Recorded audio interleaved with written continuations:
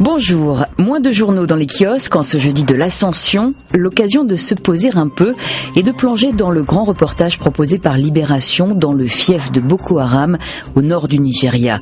L'enlèvement de plus de 200 jeunes filles à la mi-avril a mobilisé la planète entière, mais nous explique-t-on, ce kidnapping n'est que la plus spectaculaire opération d'un groupe barbare qui tue depuis des années par dizaines des Nigérians dans une totale indifférence, faisant exploser des bombes sur les marchés, brûlant des villages entiers, massacrant les chrétiens ou les musulmans modérés, visant particulièrement les écoles et les femmes. Assimiler Boko Haram à Al-Qaïda serait lui faire trop d'honneur, explique aussi le gouverneur de la province où se déroulent ces exactions. Ce n'est pas le djihad qu'ils veulent mener, les attaques ne sont que pillage et tuerie. Ils n'essayent même pas de s'attirer la sympathie de la population ou de convertir à leur vision de l'islam comme d'autres mouvements. Les recrutements sont faits par rapt, des femmes pour les marier, des enfants pour servir, des jeunes hommes pour combattre. Pendant ce temps, le monde politique s'emballe en France et d'autres journaux se perdent en conjectures. Le Figaro ainsi se demande s'il ne serait pas temps pour Nicolas Sarkozy de revenir sur le devant de la scène puisque Jean-François Copé n'est plus à la tête de l'UMP.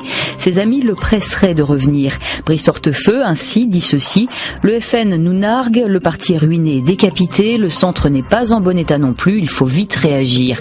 Pendant ce temps, l'ancien chef de l'État se tait mais laisse dire par son entourage qu'il pourrait revenir après l'été.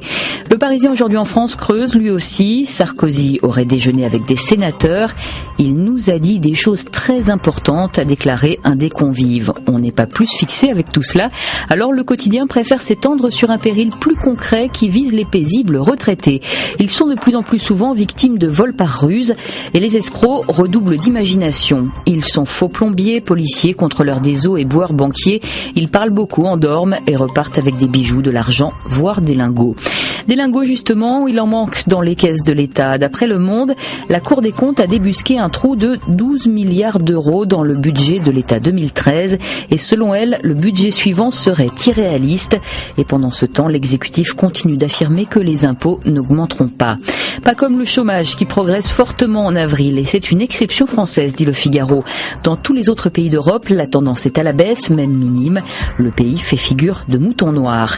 Bref, qui sera à même d'arranger les choses? Pour le dessinateur Plantu, le mystère reste entier. Bonne lecture, à demain.